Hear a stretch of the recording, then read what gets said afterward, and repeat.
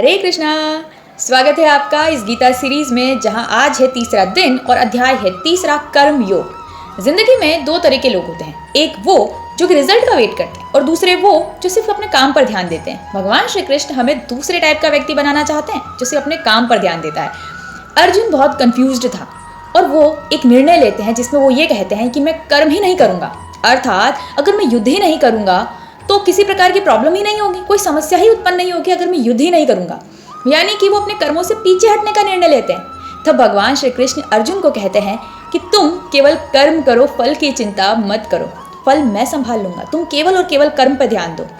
भगवान श्री कृष्ण उस वक्त हमें ये बताते हैं कि जो व्यक्ति अपने सिर्फ रिजल्ट पर ध्यान देता है और सिर्फ यही सोचता रहता है कि इसका परिणाम क्या होगा, जब मैं ये काम करूंगा तो इसका क्या रिजल्ट आएगा, जो सिर्फ ये सोचता रहता है वो भय से ग्रस्त हो जाता है। अर्थात उसका मन इतना डरने लग जाता है परिणाम से कि वो कार्य पर ध्यान ही नहीं दे पाता है। अर्थात अर्जुन भी यही सोच रहा था कि मैं अपने परिजनों की हत्या कैसे करूंगा, युद्ध का परिणाम क्या होगा। इन सबको सोचने से वो कर्म ही नहीं कर पा रहे थे। और हम भी यही होता है कि हम सिर्फ रिजल्ट पर अगर फोकस करने लगेंगे ना तो हम कभी काम पर ध्यान ही नहीं दे पाएंगे। जैसे कि फॉर एग्जाम्पल एक यूट्यूब क्रिएटर वीडियो डालने से पहले ये सोचने लग जाए कि मेरी वीडियो पे व्यूज़ आएंगे या नहीं आएंगे, लोग इसे देखेंगे कि नहीं देखेंगे। अगर वो इन सब के बारे में सोचने लगेगा तो वो कैसे ग्रो कर पाएगा।